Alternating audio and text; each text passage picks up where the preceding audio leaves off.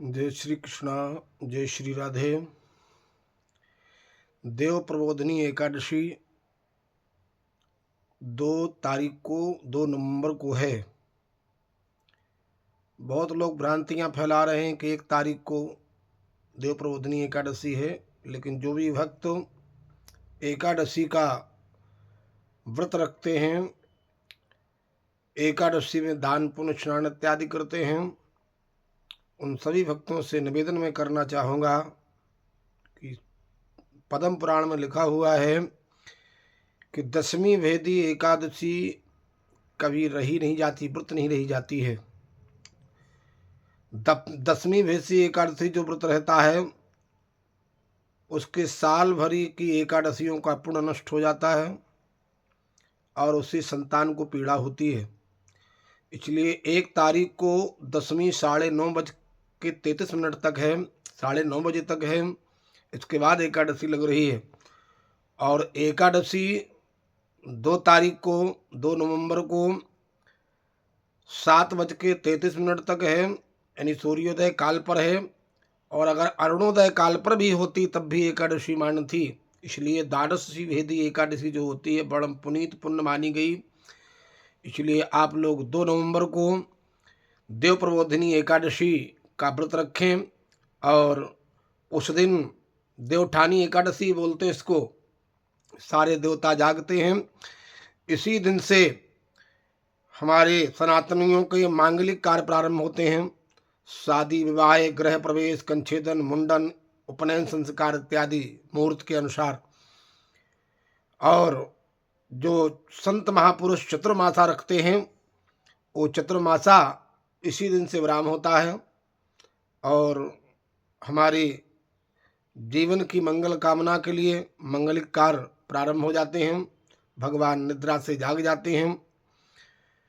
इसलिए 2 तारीख को सभी भक्तजन जो जहाँ निवास करते हों अपनी जीवन की मंगल कामना के लिए, भगवत प्राप्ति के लिए, दुखों को संकटों को दूर करने के लिए, परम कल्याण के लिए, धर्म अर्थ काम और मोक्ष की प्राप्ति के लिए सुंदर स्नान करके, अगर कोई नदी है, गंगा का तट है तो गंगा जी में स्नान करें, नहीं घर में ही स्नान करके सुंदर पवित्र होकर के एकादशी व्रत का संकल्प लें और संकल्प लेकर के पवित्र वस्त्र पहन करके भगवान विष्णु का अभिषेक करें, पूजन करें, धूप दीप नैवेद्य से सुंदर उनका भोग लगाएं और इसके बाद में संकीर्तन करते हुए, नाम संकीर्तन गजब करते हुए, विष्णु सहस्त्र नाम का पाठ करते हुए पितरों के कल्याण के लिए, पूर्वजों के उद्धार के लिए, धर्म अर्थ काम मोक्ष की प्राप्ति के लिए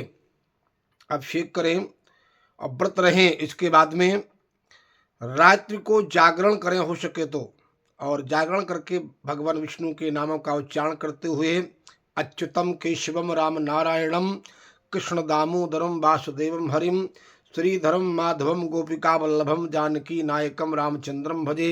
इन मंत्रों का जाप करते हुए जागरण करें और इसके बाद में द्वादशी आपकी 5:10 तक विराम हो जाएगी। इसके बाद त्रयोदशी लग जाती है।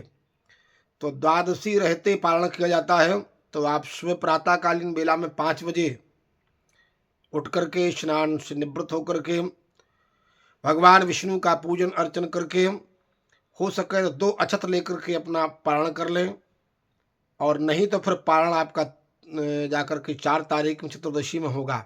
इसलिए सुबह स्नान करके और स्नान करने के बाद में भगवान का पूजन कर लें ब्रह्म मुहूर्त की बेला में और 5 बजे के पहले पहले आप कुछ ना कुछ भगवान को अर्पित करके भोग लगा करके चावल इत्यादि का और पारण कर लें तो आपको एकादशी का परम पूर्ण फल की प्राप्ति होगी।